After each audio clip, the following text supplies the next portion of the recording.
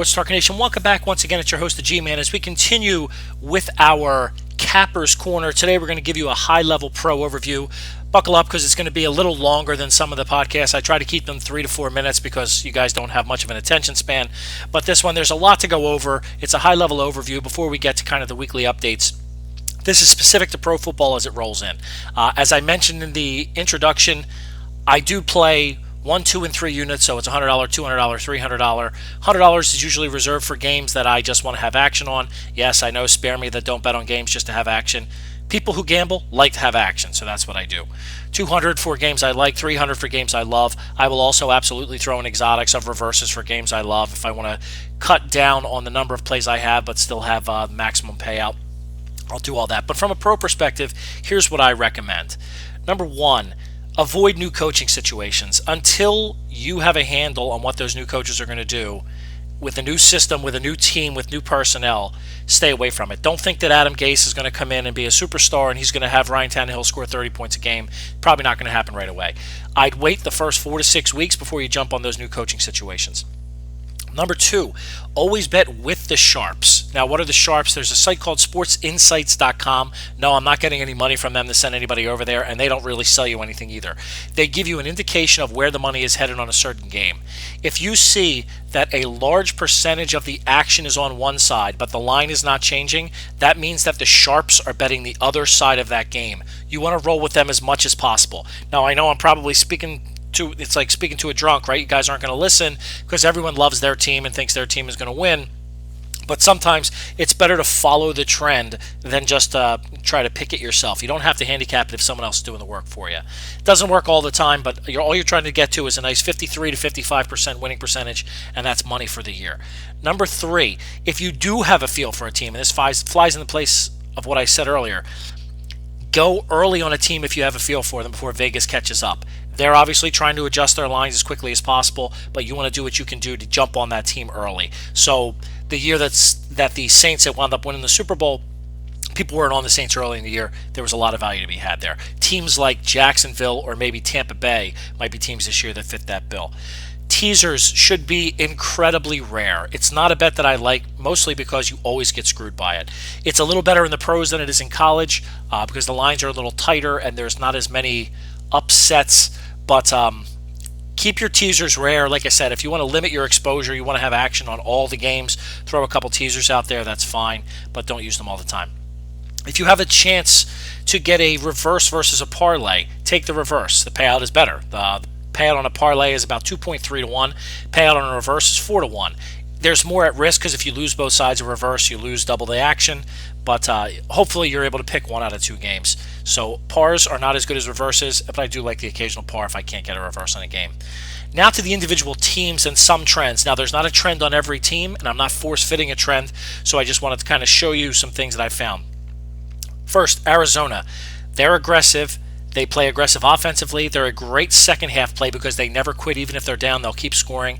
And they're good at overs as opposed to strictly betting on what the opponent does because they drive the action in Arizona. Baltimore, I expect to bounce back. If you get them as an early dog in the season, go ahead and take them, especially at home. Buffalo, I think their defense is still not very good. Don't be fooled by the preseason. Now they have Marcel Darius is out for 4 games. They have a lot of injuries. A lot of overs because Tyrod Taylor is dynamic. Even though Rexy wants to run the ball and run out the clock, they're going to go in a lot of overs. Carolina, they can't possibly do what they did again. I mean, they were 13-5 against the spread last year, and that includes the Super Bowl. I still think they're going to be a very good team, but I just don't think they can do that again with the spreads, and that's what we care about here at Gambling Central at the Capper's Corner. So lower scoring games, less overs. Don't just assume they're going to crush the over every week like they did last time. Cleveland, they're going to be better than people think, especially with Hugh Jackson. They're going to score some points. I think they're going to cover early. I think before they're going to be one of those teams that Vegas doesn't have a handle on early. I'll definitely be betting on them against the Eagles, getting almost a touchdown in week 1. So look to Cleveland early in the year.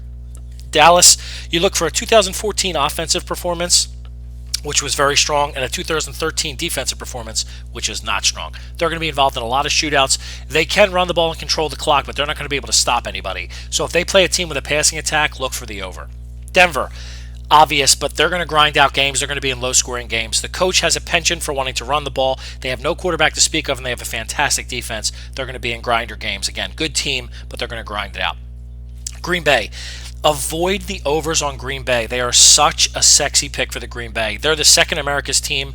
Aaron Rodgers is, in my money, a Hall of Fame quarterback, probably one of the top 3 in the game.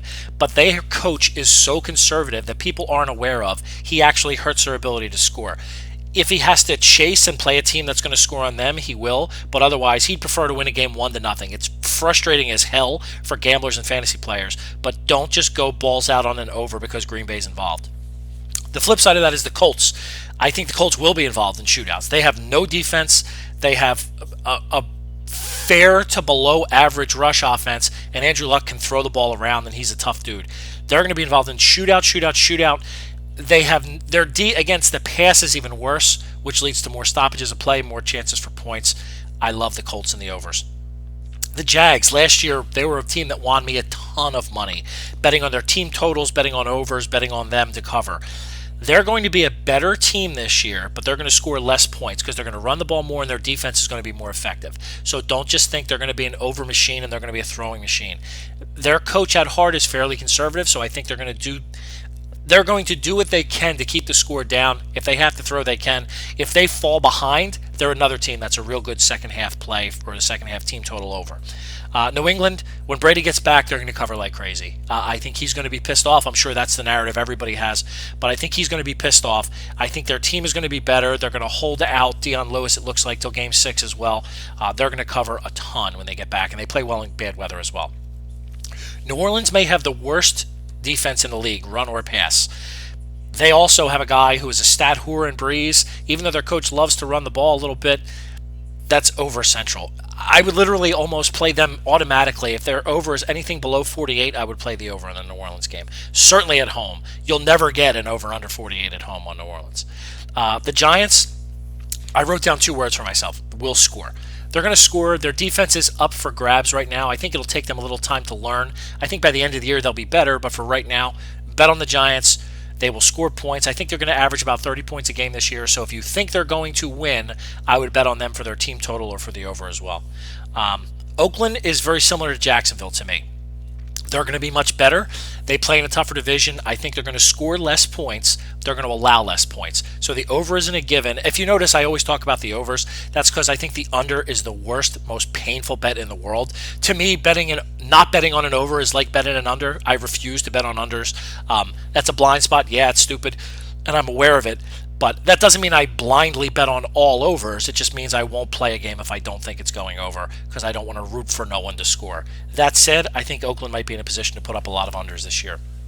My beloved Eagles, they are going to be Kansas City of the Northeast. They're going to try to win low-scoring games.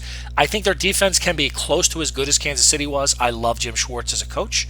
I think their offense cannot be as good as Kansas City's is. I think Alex Smith is much better than Sam Bradford, certainly for that type of offense. They don't have a running back like Jamal Charles. The offensive line is probably on par with Kansas City, so they're going to try that formula, which is going to lead to as many 23-20 games as they can possibly muster, maybe even less, 19-17. Very low scores in the Eagles games. San Diego. I have been the biggest anti-Phil Rivers guy in the world because he does the same thing. He puts up garbage points, but for me, that's good for garbage covers and garbage overs. So if you get San Diego as a dog with a fair to middling over-under in a decent stadium, because Rivers doesn't throw well in bad weather either, by all means, jump on San Diego. The last specific team update I have for you is San Francisco. Their points are going to be way up. Like, they're going to score 10 more points a game than they did in 2015. Chip Kelly has a lot of deficiencies. I don't think his system works in the NFL. That said, they're going to put up a lot of points because they're going to run a ton of plays.